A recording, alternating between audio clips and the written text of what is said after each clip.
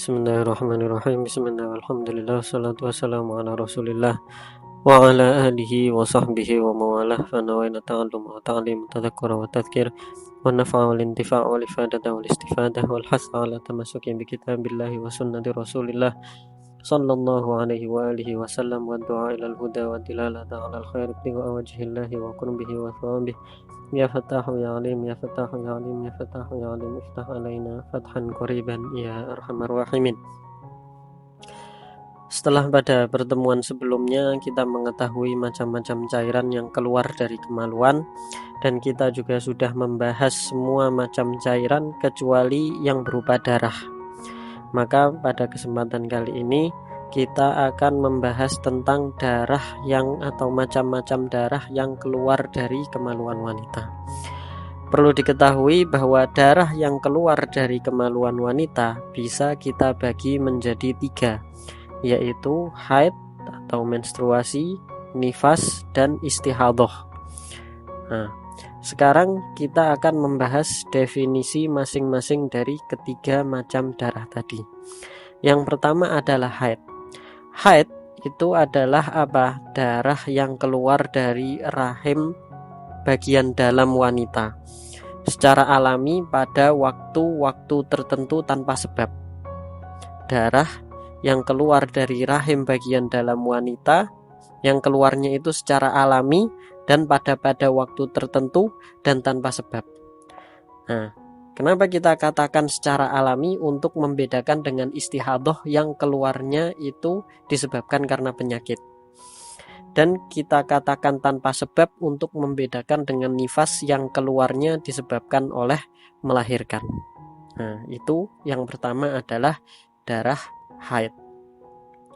Yang kedua adalah nifas. Nifas ini apa? Nifas ini adalah darah yang keluar dari kemaluan wanita setelah kandungan itu kosong dari janin yang dikandung. Jadi nifas ini adalah apa? Darah yang keluar dari kemaluan wanita setelah kandungan itu kosong dari janin yang dikandung. Termasuk janin yang dikandung ini walaupun belum dalam bentuk apa? Belum dalam bentuk bayi, misalnya masih dalam bentuk gumpalan daging misalnya, itu juga kalau misalnya atau masih dalam bentuk zigot, itu kalau misalnya keluar seperti orang-orang yang keguguran dan sampai dikeluarkan bagian bagian yang akan atau bakal bayinya itu dikeluarkan dari perut, maka darah yang keluar setelah itu, setelah perut itu kosong dari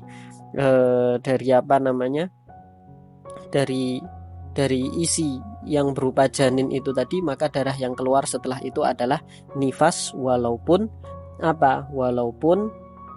bukan dalam bentuk bayi, atau walaupun masih yang keluar itu adalah masih dalam bentuk zigot ataupun masih dalam bentuk gumpalan daging misalnya. Nah, itu semua darah yang keluar setelah itu nifas. Jadi yang dimaksud dengan melahirkan di sini atau kandungan kosong dari janin yang dikandung ini adalah itu. Nah, artinya darah kontraksi, darah yang keluar bersamaan dengan janin, darah yang keluar antara anak pertama dan anak kedua pada kelahiran anak kembar, dan darah yang keluar antar anggota tubuh anak yang terpisah-pisah, misalnya ada terjadi aborsi yang menyebabkan janinnya itu dipotong-potong sehingga dikeluarkan satu persatu, maka darah yang keluar selama kandungan itu belum kosong dari bakal bayi atau dari janin, maka tidak dihukumi nifas. Kapan darah yang keluar itu dihukumi nifas? Kalau misalnya isi kandungannya sudah kosong. Oke. Nah, makanya tadi darah kontraksi, darah yang keluar bersamaan dengan janin, darah yang keluar antara anak pertama dan anak kedua pada kelahiran anak kembar, ya kan? Itu semuanya tidak dihukumi sebagai nifas, tapi dihukumi sebagai istihadhah. Nah, kecuali kalau misalnya bersambung dengan haid sebelumnya, Artinya sebelum hamil dia haid, kemudian darah haidnya itu bersambung dengan darah kontraksi dan darah melahirkan, maka darah yang keluar itu dihukumi sebagai haid. Nah, karena darah yang keluar disebut nifas, karena darah yang keluar itu tadi apa? Disebut nifas kalau misalnya sudah kosong rahimnya. Rahimnya sudah kosong. Kalau rahim masih ada, maka masih ada janinnya, maka darah yang keluar tidak dihukumi sebagai nifas. Kemudian yang terakhir adalah apa? Yang terakhir adalah istihadah. Nah, istihadah ini apa? Istihadah ini para ulama mendefinisikan istihadah ini sebagai darah yang keluar dari rahim bagian bawah wanita yang dikarenakan karena apa? Yang disebabkan oleh penyakit. Yang mana darah itu keluar selain waktu-waktu haid dan nifas. Artinya semua darah yang keluar selain waktu haid dan nifas, maka hukumnya adalah istihadah. Maka hukumnya adalah istihadah. Termasuk apa tadi? Termasuk darah kontraksi, darah yang keluar bersamaan dengan janin, darah yang keluar antara anak pertama dan anak kedua pada kelahiran bayi kembar, dan darah yang keluar antar anggota tubuh anak yang terpisah-pisah itu tadi. Kecuali apa? Kecuali jika bersambung dengan darah haid sebelumnya, maka hukumnya adalah haid. Karena dalam mazhab Syafi'i wanita hamil tetap bisa haid. Nah, haid dan nifas itu hukumnya sama. Haid dan nifas ini hukumnya sama, yaitu sama-sama jika terjadi pada seorang wanita, maka wanita tidak boleh melakukan sholat, tawaf, puasa, menyentuh mushaf, atau menyentuh Al-Quran, atau membawa Al-Quran, membaca Al-Quran, berdiam di masjid. Bahkan hanya sekedar nyebrang lewat di dalam masjid pun tidak boleh kalau misalnya takut mengotori masjid. Dan juga tidak boleh melakukan bersuci yang berbentuk bersuci yang merupakan ibadah seperti berwudu, kemudian mandi wajib, itu tidak boleh selama haidnya belum terputus. Atau tayamum misalnya tidak boleh selama masih haid ataupun nifas. Suaminya juga tidak boleh menikmati antara lutut dan pusar si wanita ini, dan juga tidak boleh melakukan talak selama si wanita ini haid ataupun nifas.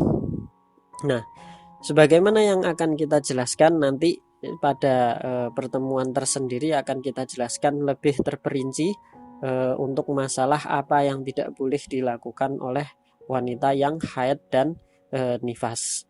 Adapun perempuan yang istihadah itu tetap boleh melakukan semua hal tadi, yaitu tetap boleh melakukan bahkan wajib melakukan tawaf, kemudian puasa dan lain sebagainya. Itu untuk yang istihadah tetap dibolehkan.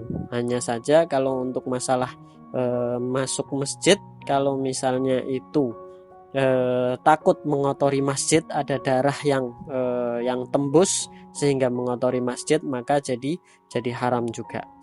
Nah, sama seperti hukumnya orang-orang yang membawa sesuatu yang najis, itu haram hukumnya untuk masuk masjid karena akan mengotori masjid dengan sesuatu yang najis. Setelah kita mengetahui 3 macam darah ini, kita perlu mengetahui kapan suatu cairan yang keluar itu adalah darah. Nah, kapan suatu cairan yang keluar itu adalah darah? Nah, secara umum para ulama ini membagi warna darah yang keluar dari kemaluan itu menjadi 5 warna.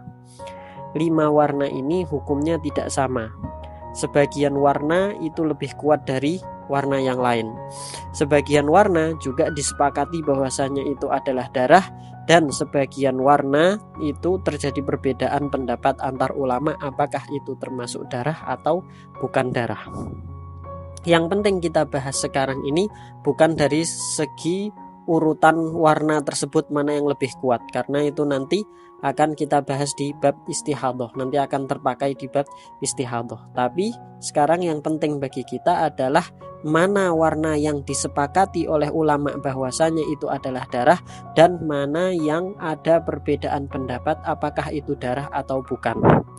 Nah, warna-warna yang disepakati sebagai darah itu ada 3 warna, yaitu ini warna secara umum ya, walaupun warna itu kan dia ada derajat-derajatnya, ada apa ada tingkat kegelapannya, tingkat keterangannya itu kan beda-beda, tapi secara umum dia dibagi menjadi 5 ini tadi.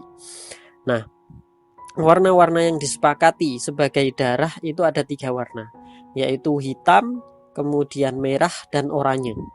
Hitam, merah, dan oranye. Ini ulama di dalam mazhab Syafi'i sepakat bahwasanya 3 warna ini adalah warna darah. Artinya apabila ada warna ini, ada cairan dengan warna ini keluar dari kemaluan, berarti itu adalah darah. Sedangkan warna yang diperselisihkan oleh ulama apakah itu darah atau bukan, itu ada 2, yaitu warna kuning dan keruh. Warna keruh di sini maksudnya adalah antara kuning dan putih. Nah, dan pendapat yang kuat antara 2 pendapat ini adalah pendapat yang mengatakan bahwasannya warna kuning dan keruh ini termasuk darah. Sebab perbedaan ini sebab perbedaan ulama dalam masalah warna kuning dan keruh ini karena ada 2 hadis yang bertentangan, yaitu hadis yang pertama adalah hadis riwayat Sayyidah Aisyah, yang mana para perempuan dulu itu selalu mengirimkan kepada Sayyidah Aisyah itu kotak yang isinya kapas yang sudah dimasukkan ke dalam kemaluan dengan maksud apa? Bertanya apakah warna yang ada pada kapas itu sudah termasuk suci atau belum. Sehingga Sayyidah Aisyah pun memberikan kaedah umum kepada para wanita ketika itu, jangan terburu-buru sampai kapas itu berwarna putih, berwarna putih bersih, kata Sayyidah Aisyah. Artinya apa? Kata Sayyidah Aisyah, la tasta'jilanna hatta taroina al-qassatal baydo, yaitu jangan terburu-buru sampai kapas itu berwarna putih bersih. Artinya warna kuning dan keruh itu masih termasuk warna darah. Hadis yang kedua adalah riwayat Ummu Atiyah yang mengatakan bahwasanya di zaman Nabi kita tidak menganggap warna kuning dan keruh itu sebagai warna darah haid. Nah, tapi para ulama mazhab Syafi'i lebih memenangkan hadisnya Sayyidah Aisyah karena beliau lebih dekat dengan Nabi sehingga lebih tahu apa yang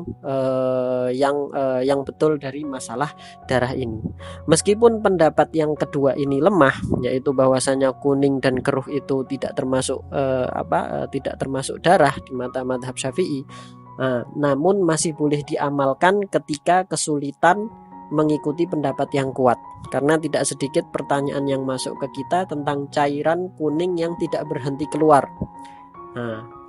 Jika sudah tahu warna-warna darah, maka cara mengecek keberadaan darah di dalam kemaluan itu tidak cukup dengan hanya melihat pembalut atau celana dalam saja, tapi harus dengan memasukkan kapas atau semacam cotton bud misalnya itu ke dalam kemaluan.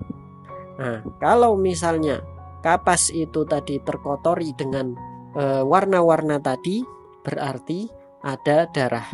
Dan jika kapas tersebut tidak terkotori dengan warna-warna tadi, maka tidak ada darah.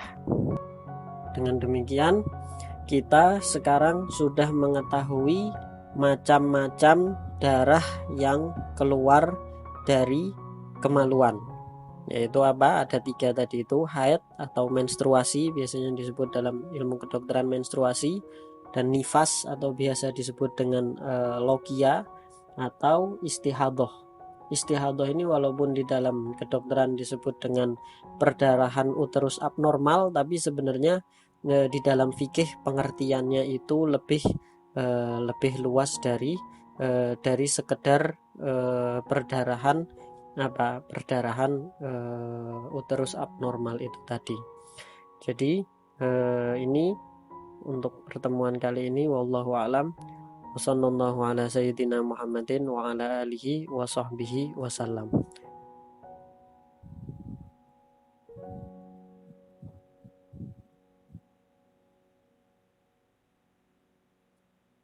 Untuk pertemuan selanjutnya insya Allah kita akan mulai masuk ke pembahasan inti dalam masalah haid. Sallallahu ala sayyidina Muhammadin wa ala alihi wa sahbihi wa sallam wa lafu minkum.